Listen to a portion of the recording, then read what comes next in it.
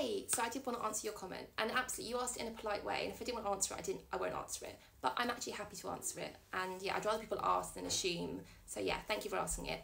The question is, you don't have to answer it, of course, but I wanted to ask what about your illnesses makes them degenerative or life-limiting, as from what I know, EDS and Addison's aren't life-limiting usually. First of all, you're completely right. EDS itself and Addison's are not life-limiting, but for me, it's because it's a lot more complex than that, in a nutshell. I'll try and keep this as simple as I can, but if it gets a bit complicated, I apologise in advance, and it might be a bit of a ramble, but stay tuned. And yeah, and remember, this is individual, everyone's case is individual, so just because I have these complications does not mean you will. Everyone is different, please remember that. And this is just my personal experience. But anyway, yes, so what makes my conditions life-limiting, basically, because I talk about them being life-limiting, and that is completely true. Where do I start, really? Oh my gosh. So first of all, they were not life-limiting, and EDS, Ehlers-Danlos syndrome, is a genetic connective tissue condition, and there's different types, and I have the hypermobility type, which is not life-threatening, and it's not life-limiting, but for me, I have a lot of secondary conditions because of that, which then have a lot of complications because of that, and altogether that has made my condition where I am now life-limiting. So to fast forward, I have gastroparesis, which led to intestinal dysmotility and then led to full intestinal failure. So I'm relying on TPN, home parental nutrition, total parental nutrition, which is where I get fed into my heart via a central line. At the minute it's a PICC line, it should be my Hickman line here. It's a little scar here, but it's going back in soon, hopefully October time. That's for another video. But I get fed into my heart with lipid and non-lipid bags, but these have a real effect on the liver, and I really have problems with my liver, so that's why we're very cautious about it, and it also has effect with your lines and your access, and I'm running out of access, and being on TPN is life-saving, but it is a sterile treatment you got to do, which is right over, it's ready to be set up here, and there's all my kit over here.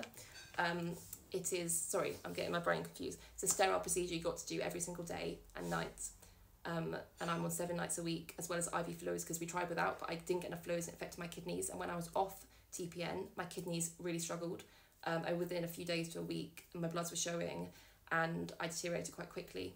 And that's quite scary because I need this treatment, but at the same time, we're keeping a very close eye on my liver because unfortunately, not everyone, people can be on TPN for years, 5, 8, 10, 20 years sometimes, but everyone is different, and for me it causes complications with my liver quite quickly, and we have problems trying to maintain my potassium levels with my kidneys. This leads to other complications and difficulties, so the problem is TPN is life-saving, but it causes, you can't see it, but it's causing problems internally, but without TPN I end up malnourished, malnutritioned, and I can survive with just things like IV fluids, but I won't survive forever like that. And it's balancing those two things, because staying on TPN, it will eventually kill me, either from my liver and liver disease and liver failure, or with sepsis, which I've had sepsis and septic shock multiple times, been in intensive care, been in comas, had respiratory arrest, one full cardiac arrest, which I don't know how I came through, but I did. Thank goodness for the nurse who started CPR and the crash team who came, and yeah, that was when I was 24, but yeah, sorry, that gives a lot of moment. Sorry, I just had a moment, I just needed a moment of, you know, it's hard sometimes talking about these things. And also I had a period where people were like, I don't believe you can't be that sick, blah, blah, and I was like, do you know what, I got to a point where I was like, do you know what, I don't care. I know my truth, my team and doctors know my truth, my family know the truth, people who love and care me know the truth, and I know I look well, but I know the truth that underneath I'm not well, and that's it. And don't worry, if people are judging you and not questioning you, that's their problem. You know the truth, and that's all that matters. But yes, what I was saying was balancing up the risk of the liver failure and sepsis versus the malnutrition is very difficult. And I've been told, you know, as well with the sepsis, it's not just having infections and sepsis. I've unfortunately gone through so many antibiotics, like gentamicin doesn't work anymore. My brain has now forgotten, vancomycin, there's quite a few, a lot of them don't, they work a little bit, or like 10-20%, but they've stopped working properly. So even when I get sepsis, we can't always treat it. And they said to me, Ruth, there'll come time we won't be able to treat you anymore. We'll be able to treat you, but it won't work because you're so resistant.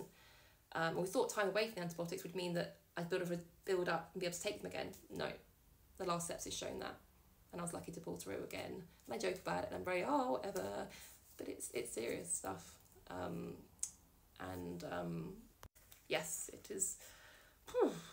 And then also like my neck access, for instance, you only have so many access points for central lines, and I need a line in me, because if I had no line in me, I can't get in oral fluids. Well, I can, but I'll just vomit and they don't absorb, and I can't get medication in, and food in, and nutrition, and my meds go through my Jedge tube here, and if I don't have that, I can't get medication, life-saving medication for my heart, for my Addison's, and my Addison's is very complicated, and I've been in multiple adrenal crises, which once has led to seizures and peri-arrest when it was not treated properly, and I just declined. That's not normal in a crisis, but I went downhill and no one was treating it, and yeah, that's another story. But yeah, so with all of this combined, sorry, I was saying about the access, wasn't I? Ruth, focus, I get so distracted. The access, so yeah, my neck, I've had so many lines, central lines in my neck, CVCs in my neck they're called, from intensive care over the last 10 years, especially intensive care. And when we went to put a last line in my neck, I needed a line because my Hickman, I think, or PICC line was infected. And I went down to the theatre to have it done. I was awake because I had no other access point. And they couldn't get it in. Tried both sides. There was too much scar tissue all around. They could not get it in. This was the top ITU anaesthetist, couldn't get it in. And so we went to my groin, and we got one in my groin. But yeah, it was very scary at that point. He's like, Ruth, you've got nothing left. And I said, what if you can't get it in my groin? He's like, yeah, we could do an IO for short time, which is into the bone, drills into the bone. Yes, it's as painful as it sounds. Yeah, it was really tough, that. And I've only got so many spaces left for Hickman lines. And when they run out, there is other options, more less well known, rarer kind of ways to do it. There is ways, but it gets more and more complicated. And I've had scans done to check on my veins and everything, and it's scary, that. So yeah, balancing all that up. Everyone is different. Not everyone has these problems on TPN, by the way. Not everyone has these problems with their access. Not everyone has these problems with their complex Addison's. Not everyone has these problems. I also have other autoimmune diseases, which of course other problems. But altogether, all of this, it means that right now, in 5 years' time, it's unlikely that I'll be here. Well, in 3 to 5 years' time. We don't know the future. Maybe that will be wrong, and I hope it is, but I will not be able to stay on TPN indefinitely. But without it, I won't survive. I'll survive for a bit, keep me going as long as we can, but I would die, like, fact. Without IV fluids, I'd die very quickly.